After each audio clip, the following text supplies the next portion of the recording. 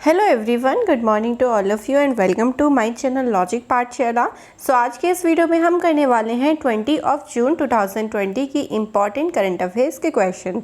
So guys, आप सभी अगर मेरी वीडियोस को रोज़ देखते होंगे तो आप सभी को पता है कि हम वीडियोस में ओनली 10 क्वेश्चंस करते हैं एंड लास्ट में आपको एक क्वेश्चन दिया जाता है जिसका आंसर प्लीज़ सभी आप मुझे कमेंट बॉक्स में ज़रूर करें। वो क्वेश्चन आप सभी के रिविज़न के लिए है। सो वीडियोज़ को रोज़ रेगुलर रखें एंड एक टारगेट फिक्स करके रखें कि आपको मॉर्निंग में जो है वो करंट अफेयर्स पढ़ना ही है।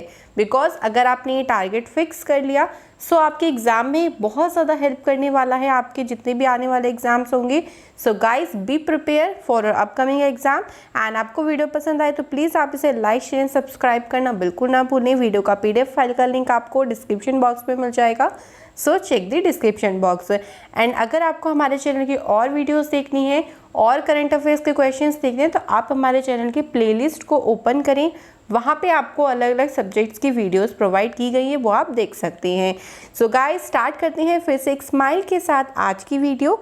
एंड वीडियो अच्छा लगे तो प्लीज़ इसे लाइक करके ज़रूर जाएं। सो फर्स्ट क्वेश्चन देखिए, हमारे पास पूछा गया है किस राज्य सरकार ने 10,000 बेड वाले दुनिया की सबसे बड़ी कोविड-19 फैसिलिटी बनाने की घोषणा की है। Which state government has announced to build the world largest COVID-19 facility with 10,000 beds. तो भाई दुनिया का सबसे बड़ा जो कोविड फैसिलिटी बेड है या फिर आप कह दीजिए ऐसी फैसिलिटी बनाना जिसमें एक साथ 10,000 बेड वाली, जो आप हॉस्पिटल भी कह सकते हैं, आप एक फैसिलिटी भी कह सकते हैं उसको, तो ये किया है दिल्ली सरकार ने। So option D is the right answer. Delhi सरकार ने जो मतलब एक मैदान है जो 22 फुटबॉल मैदान जितना बड़ा है, ठीक है, उसको कोविड-19 के देखभाल के लिए बदलने को उन्होंने सोचा है कि भाई क्योंकि कोविड-19 आप अगर न्यूज़ देखते होंगे तो आपको पता होगा कि दिल्ली में काफ़ी ज़्यादा हालत ख़राब चल रही है और सभी के सभी हॉस्पिटल्स फुल हो गए हैं, कोई वहाँ पे बेड अवेलेबल नहीं है कोविड पेशेंट के लिए। सो रोज़ केस बढ़ रहे हैं। सो उसके लिए ये घोषणा की है कि भाई 10,000 बेड वाला सबसे बड़ा जो दुनिया का कोविड का फैसिलिटी जो है वो दिल्ली में बनाई जाएगी, ठीक है। तो ये राजधानी देश में बिस्तरों की क्षमता को बढ़ाने के लिए किया जा रहा है और दिल्ली सरकार ने इसे किया है। अब दिल्ली सरकार की बात हुई है तो दिल्ली के बारे में हम यहाँ पर बात कर लेते हैं। दिल्ली जो कि हमारे देश की राजधानी है, CM का नाम है अरविंद केजरीवाल। और दिल्ली में अगर हम बात करें, दिल्ली जो हाई कोर्ट है उसके चीफ जस्टिस का नाम आप ध्यान रखिए, काफ़ी बार एग्जाम में पूछा गया, इसलिए मैं यहाँ पे आपको बता रही हूँ। धीरू भाई, आप इसे शॉर्ट में DN पटेल भी कह सकते हैं बट फुल फॉर्म भी ध्यान रख लीजिए, धीरू भाई नारायण भाई पटेल, ये जो है वो दिल्ली हाई कोर्ट के चीफ जस्टिस हैं, यानी मुख्य न्यायाधीश है दिल्ली उच्च न्यायालय के, ठीक है। तो ये सारी चीज़ें याद रहेंगी एंड फर्स्ट क्वेश्चन का option D is the right answer. So guys, move on to the second question. देखते हैं भाई सेकंड क्वेश्चन में क्या पूछा गया है। सो सेकंड क्वेश्चन में पूछा है संयुक्त राष्ट्र सुरक्षा परिषद के अस्थायी सदस्य के रूप में किस देश को शामिल किया गया है। Which country was included as a temporary member of the UN Security Council? So इस क्वेश्चन का आंसर है ऑप्शन नंबर डी, भारत ही हमारा जो देश है वो UN राष्ट्र, यानी UN का मतलब हिंदी में इसे बोलते हैं संयुक्त राष्ट्र सुरक्षा परिषद का एक अस्थायी सदस्य के रूप में अभी ये शामिल हुआ है। बात करें टोटल इसमें 193 जो है वो UN में देश आते हैं, सदस्य देश जो हैं, और उनके लिए जो भारत है वो एक अस्थायी सदस्य के रूप में जो है वो इसमें शामिल हुआ है। भारत के साथ साथ जो है वो आयरलैंड, मैक्सिको और नॉर्वे ने भी सुरक्षा परिषद के चुनाव जीते हैं। भारत 2021-22 के कार्यकाल के लिए एशिया प्रशांत श्रेणी से गैर स्थायी सीट के लिए एक उम्मीदवार था और इसकी जीत निश्चित थी क्योंकि भाई समूह से एकत्रित जो भी एकमात्र सीट है उसका उम्मीदवार जो भारत था। और भारत की काफ़ी ज़्यादा आप कह लीजिए कि कार्यकाल भी काफ़ी अच्छा चल रहा था, तो संयुक्त राष्ट्र के द्वारा इसे अस्थायी सदस्य के रूप में शामिल कर लिया गया है। अब मैं यहाँ पे आपको थोड़ी सी यूनाइटेड नेशन के बारे में बता देती हूँ क्योंकि एग्जाम में भी ना ये जो ऑर्गेनाइजेशन है इनका काफ़ी ज़्यादा पूछा जाता है। संयुक्त राष्ट्र यानी शॉर्ट में इसे बोलते हैं UN का मतलब होता है यूनाइटेड नेशंस, ठीक है।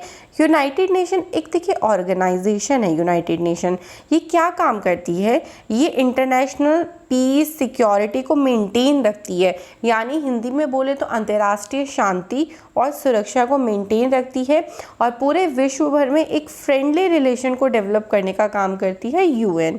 इसकी फाउंडेशन यानी इसकी स्थापना हुई थी 1945 में और वर्ल्ड वॉर 2 के समय जो है तो इसकी स्थापना हुई थी। हेडक्वार्टर जो है वो इसका न्यूयॉर्क में है। तो ये आप यूएन के बारे में थोड़ा सा याद रखें, इन 2-3 पॉइंट से ही जो क्वेश्चन जो है वो कभी भी बन जाता है, सो इसलिए मैंने आपको यहाँ पे डिस्कस कर लिया। सो इस क्वेश्चन का आंसर है ऑप्शन नंबर बी। आगे बढ़ते हैं। सो थर्ड क्वेश्चन में पूछा गया है कौन सा देश एशियाई युवा पैरा गेम्स 2021 की मेजबानी करेगा। इंग्लिश में पढ़ें, which country will host the Asian youth para games 2021।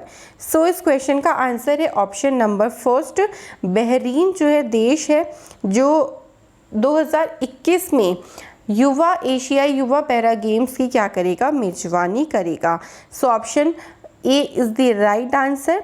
इस जो एशियाई युवा पैरा गेम्स है, क्योंकि देखिए युवा हैं यानी यूथ के लिए हैं, तो 20 साल से कम उम्र के लगभग 800 एथलीट जो है वो इसमें भाग लेंगे और लगभग 9 खेल इसमें खेले जाएंगे, जैसे एथलेटिक्स हो गया, बैडमिंटन हो गया, बॉक्सिया हो गया, गॉलबॉल हो गया, power lifting, swimming, table tennis, wheelchair basketball. इस तरह के जो लगभग टोटल अगर मैं बताऊं तो 9 गेम्स इसमें खेले जाएंगे, लगभग 800 एथलीट्स इसमें शामिल होंगे और 20 साल से कम उम्र के एथलीट्स इसमें जो हैं वो भाग लेंगे।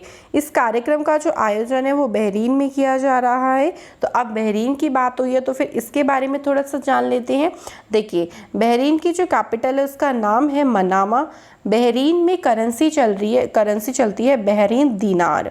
और इसके अलावा बहरीन के राजा, यानी वहाँ पे अभी भी किंग वाला जो शासन था ना, राजा वाला, वो चलता है। तो वहाँ के राजा का नाम आप ध्यान रखिए, थोड़ा सा लंबा है, हमद बिन ईसा अल खलीफा। ठीक है, इसके बाद अल खलीफा है, ये बहरीन के राजा हैं। जैसे हमारे में प्रेसिडेंट होते हैं ना, हमारे में तो संविधान वगैरह प्रेसिडेंट है, वहाँ पे भी राजा महाराजा वाला शासन चल रहा है। तो वहाँ के जो राजा हैं वो हमद बिन ईसा अल खलीफा है। कैपिटल मनामा हो गई और करेंसी हो गई Bahrain dinar. So option A is the right answer and this is the very important question. So please इसे आप ध्यान रखें। सो देखिए गाइस, अगर किसी भी क्वेश्चन में कोई दिक्कत हो ना तो कमेंट करके पूछ लेना, और अगर वीडियो पसंद आए सो प्लीज़ लाइक करके ज़रूर जाए, बिकॉज हम बहुत मेहनत से आपके लिए वीडियो बनाते हैं। So please like my videos and also subscribe my channel. Fourth question देखिए क्या है, भारतीय सुरक्षा एजेंसियों ने कितनी संदिग्ध चीनी मोबाइल एप्लीकेशन पर प्रतिबंध लगाने की घोषणा की है। How many suspect Chinese mobile application were announced by Indian security agencies. तो देखिए, आप बहुत सारे एप्लीकेशन अपने फ़ोन में यूज़ करते हो, काफ़ी सारे एप्लीकेशन आप चाइनीज़ एप्लीकेशन यूज़ करते हो। तो अभी कुछ चाइनीज़ एप्लीकेशन को जो है वो बैन करना, मतलब कुछ ऐसी हैं जिनको प्रतिबंध लगाने की घोषणा करी गई है। अभी प्रतिबंध लगाया नहीं, अभी ऐसी बात कही जा रही है। तो कितनी एप्लीकेशंस की इसमें बात कही जा रही है, तो टोटल 52 एप्लीकेशंस की बात कही जा रही है। तो 52 संदिग्ध एप्लीकेशन है जिनकी सूची जारी करी गई है, जो हमारे देश की खुफिया जानकारी के मुताबिक जो हमारे देश के लिए असुरक्षित है, कि भाई वहाँ से उन एप्लीकेशन के थ्रू ये चाइनीज़ वाले जो है वो हमारे देश की खुफिया जानकारी को निकाल सकते हैं, वहाँ से उन्हें प्राप्त हो सकती हैं। तो ये काफ़ी संदिग्ध मामला है। और अगर बात करें तो टोटल 52 एप्लीकेशंस की बात हुई है, जिनमें से अगर बात करें तो जैसे आप 360 सिक्योरिटी यूज़ करते हो, टिकटॉक यूज़ करते हो, बैटरी सेवर यूज़ करते हो, क्लब फैक्ट्री यूज़ करते हो, शीन ऐप यूज़ करते हो, ऐसी 52 टोटल ऐप्स है जिनको प्रतिबंध लगाने की बात अभी कही जा रही है, अभी लगाया नहीं है, सिर्फ एक घोषणा की गई है। ओके, ये हो भी सकता है। So option C is the right answer. So fourth clear हो गया। आगे चलें, फिफ्थ क्वेश्चन पे पूछा गया है, BCCI Lokpal justice D K Jain का कार्यकाल जो है वो कितने सालों के लिए बढ़ाया गया है। How many years was the tenure of BCCI Lokpal justice D K Jain extended. So option B is the right answer. 1 साल के लिए जो है वो इनका कार्यकाल बढ़ाया गया है। सुप्रीम कोर्ट के पूर्व न्यायाधीश जिनका नाम है DK जैन। क्रिकेट बोर्ड से इनका जो आप BCCI आप सभी जानते होंगे, जो बॉयज़ वगैरह होते हैं स्पेशली जानते होंगे BCCI, board of control for cricket in India, भारतीय क्रिकेट नियंत्रण बोर्ड। इसके जो BCCI के आप ये कह लीजिए BCCI के उसमें काम कर रहे थे ये, और इनका जो कार्यकाल है वो 1 साल बढ़ाने की बात कही गई है। ठीक है, ये सुप्रीम कोर्ट ने फरवरी 2019 में BCCI के पहले ये लोकपाल के रूप में नियुक्त किए गए थे, और अब इनका जो कार्यकाल है वो 1 साल के लिए जो है वो बढ़ाने की बात कही गई है। BCCI की फुल फॉर्म में बता चुकी हूँ, board of control for cricket in India. इसकी स्थापना हुई थी 1928 में। BCCI का जो हेडक्वार्टर है वो मुंबई में है, और BCCI के अध्यक्ष हैं सौरव गांगुली। आप सभी ने जानते होंगे इंडियन क्रिकेट टीम के पहले कैप्टन हुआ करते थे सौरव गांगुली, ये BCCI के अध्यक्ष हैं। ठीक है, तो ये सब ध्यान रहेगा। So option B is the right answer. Move on to the 6th question, जिसमें पूछा गया है किस राज्य में दिव्यांगों के कौशल विकास के लिए समग्र केंद्र का उद्घाटन किया गया है। In which state the composite region centre was inaugurated for skill development of differently abled. So option C is the right answer. केंद्रीय सामाजिक न्याय और अधिकारिता मंत्री जिनका नाम है धावर चंद्र गहलोत और अर्जुन मुंडा ने झारखंड के रांची में दिव्यांगजनों के कौशल विकास, उनके पुनर्वास और उनके रोजगार के लिए समग्र क्षेत्रीय केंद्र, यानी इसको इंग्लिश में शॉर्ट में बोले तो CRC से बोला जाएगा, कंपोजिट रीजनल सेंटर। ठीक है, तो शॉर्ट में इसको यहाँ पे आप देख सकते हैं CRC बोल रहे हैं, कंपोजिट रीजन सेंटर। तो उनके विकास के लिए, यानी जो डिफरेंटली एबल्ड पीपल है, यानी जो दिव्यांग जन हैं, उनके विकास करने के लिए जो भी उनका कौशल है, उसको कौशल को, उनके स्किल्स को देखते हुए उनका विकास करना, उनके पुनर्वास के लिए, उनके रोजगार के लिए ये जो केंद्र है वो स्थापित किया गया है, और ये झारखंड गवर्नमेंट के द्वारा स्थापित किया गया है। So option C is the right answer. अब बात हुई है झारखंड की, तो इसके बारे में जान लेते हैं। झारखंड की कैपिटल रांची है। झारखंड के मुख्यमंत्री का नाम है हेमंत सोरेन, और झारखंड की गवर्नर का नाम है द्रौपदी मुर्मू। सो बार बार मैं आपसे बोलती हूँ, ये इंपॉर्टेंट चीज़ें हैं, इसलिए मैं आपको बता रही हूँ बार बार कैपिटल, गवर्नर एंड CM के बारे में। सो प्लीज़ आप ज़रूर ध्यान रखें, जितनी इंडियन स्टेट्स और यूनियन टेरिटरीज़ है उनमें आप ज़रूर ध्यान रखें सभी की कैपिटल और CM एंड गवर्नर। ठीक है, चलें अगले क्वेश्चन पे चलें। तो अगले क्वेश्चन 7 में पूछा है, विवेंडी ने माई अर्थ कन्वर्ट फॉर किड्स के लिए किस ग्रैमी पुरस्कार विजेता के साथ समझौता किया है। Which Grammy award winner has Vivendi signed up for my earth convert for kids. So option B is the right answer. Ricky Kej जो कि ग्रैमी अवार्ड विनर है, उनके साथ विवेंडी ने जो है वो ये समझौता किया है। इस कार्यक्रम का 21 जून को विश्व संगीत दिवस के अवसर पर लाइव स्ट्रीम और प्रसारण किया जाएगा। ये जो कार्यक्रम है इसका नाम है माई अर्थ कन्वर्ट फॉर किड्स। ठीक है, ये एक प्रोग्राम है, उसमें ग्रैमी पुरस्कार विजेता रिकी केस के साथ जो है वो साझेदारी की है विवेंडी ने। ओके, विवेंडी जो है वो एक फ्रांसीसी आप कह लीजिए मीडिया और संचार समूह में काम करते हैं विवेंडी, और इसका कार्यक्रम जो आएगा ये 21 जून को जो है वो प्रसारित किया जाएगा। कार्यक्रम पूरे लाइव स्ट्रीम इसकी की जाएगी। इस कार्यक्रम को संयुक्त राष्ट्र अंतर्राष्ट्रीय बाल आपातकालीन कोष यानी यूनिसेफ सहित अन्य निकाय जैसे WWF हो गया, UN क्लाइमेट चेंज हो गया, और 50 ईयर्स अर्थ डे 2020 के साथ मिलकर जो है वो आयोजित किया जाएगा।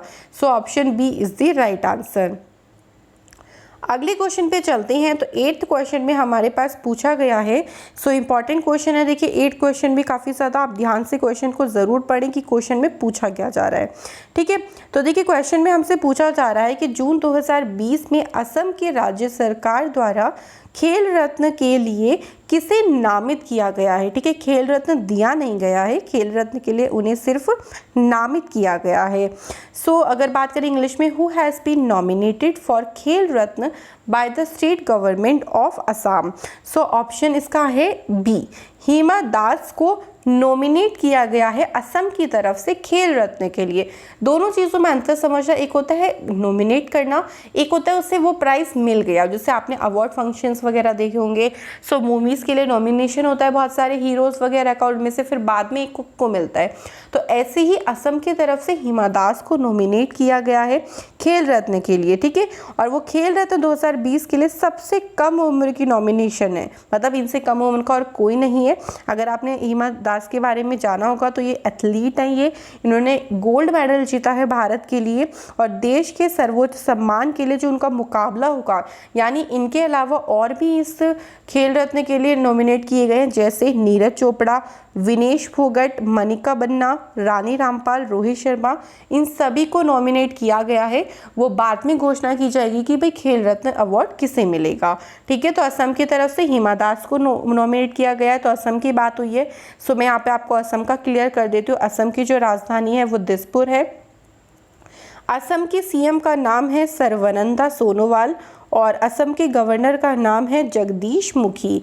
असम के 2 नेशनल पार्क आप ध्यान रखिए, काफ़ी ज़्यादा पूछे जाते हैं। एक है काजीरंगा नेशनल पार्क और दूसरा है मानस नेशनल पार्क। ये दोनों नेशनल पार्क काफ़ी पूछे गए एग्जाम में, सो मैंने यहाँ पे आपको बता दिया। इस क्वेश्चन का आंसर था option number B. 9th question की तरफ आगे बढ़ते हैं। तो देखिए 9th क्वेश्चन में पूछा गया है, निम्न में से कौन कोविड-19 पॉजिटिव पाए जाने के बाद इस घातक वायरस के संक्रमित होने वाली पहले हाई प्रोफाइल क्रिकेटर बन गई है। यानी ऐसे हाई प्रोफाइल क्रिकेटर पहले ऐसे हैं जिन्हें कोविड-19 हो गया है। और who has tested positive for कोविड-19 becoming the first high profile cricketer to be infected. तो कौन से क्रिकेटर को हुआ है कोविड-19 अगर हम बोले तो ऑप्शन है इसका सी, शाहिद अफरीदी। अगर आपको पता है इनके बारे में तो पाकिस्तान के पूर्व कप्तान रह चुके हैं और पॉजिटिव इन्हें कोरोना हो गया था, और ये पहले ऐसे हाई प्रोफाइल क्रिकेटर है जो कोरोना पॉजिटिव पाए गए थे। ओके, याद रहेगा शाहिद अफरीदी का नाम, पाकिस्तान के क्रिकेटर है। पाकिस्तान की बात यहाँ पर आ ही गई है तो कैपिटल पाकिस्तान की जो है वो इस्लामाबाद है।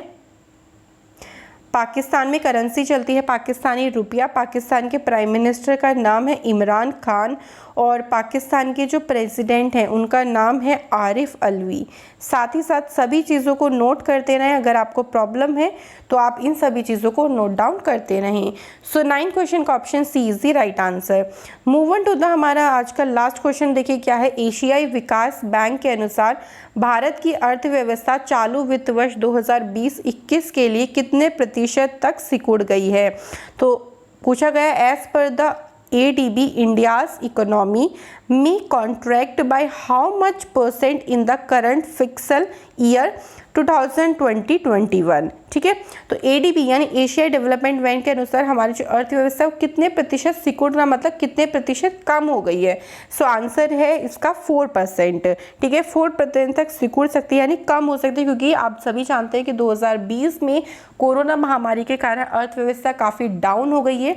उसकी वजह से जो परसेंट ग्रोथ रेट है वो हमारा 4% गिर सकता है, ठीक है। सो आंसर है इसका डी। अब यहाँ पे एशियन डेवलपमेंट बैंक की बात हुई है तो थोड़ा सा इसके बारे में जान लेते हैं। इसकी स्थापना जो हुई थी इस बैंक की वो 19 दिसंबर 1966 को हुई थी। इसका जो हेडक्वार्टर है वो मंडलू योग में है, ठीक है। मैं लिख ही देती हूँ, बहुत अजीब सा नाम है मंडलू योग। ये योंग, मंडलू योंग, ये फिलीपींस में एक जगह है, और अध्यक्ष का नाम है मासात्सुगु ओसाकावा, ठीक है, असाकावा। याद रहेगा ये एडीबी बैंक के अध्यक्ष है। So option D is the right answer. So guys video समाप्त होती है। आज का क्वेश्चन लेके देखते हैं। तो क्वेश्चन में पूछा गया है, केंद्रीय गृह राज्य मंत्री जी किशन रेड्डी ने महिला उद्यमियों द्वारा विकसित किस डिवाइस को लॉन्च किया है। सो ऑप्शंस आप देख सकते हैं 4। आंसर प्लीज सभी लोग मुझे कमेंट बॉक्स में जरूर करें। सो लास्ट वीडियो का क्वेश्चन बिल्कुल डिस्कस करते हैं। लास्ट वीडियो में क्वेश्चन क्या पूछा गया था। सो गाइस मैंने लास्ट वीडियो में क्वेश्चन पूछा था कि अमेरिकी सैन्य अकादमी में स्नातक लेने वाली पहली सिख महिला कौन बनी है। So option C is the right answer, lieutenant Anmol Narang इनका नाम है। सो गाइस अगर आपको देखिए हमारी वीडियो पसंद आ रही है तो आप इसे लाइक कर सकते हैं, शेयर कर सकते हैं सभी के साथ, एंड प्लीज़ सब्सक्राइब करें चैनल को। एंड सभी कॉम्पिटिटिव एग्जाम के लिए और लेटेस्ट अपडेट के लिए हमारे यूट्यूब चैनल लॉजिक पाठशाला से जुड़ें, and please subscribe my channel. So next video में मिलते हैं। Thank you, good bye, all the best for your success.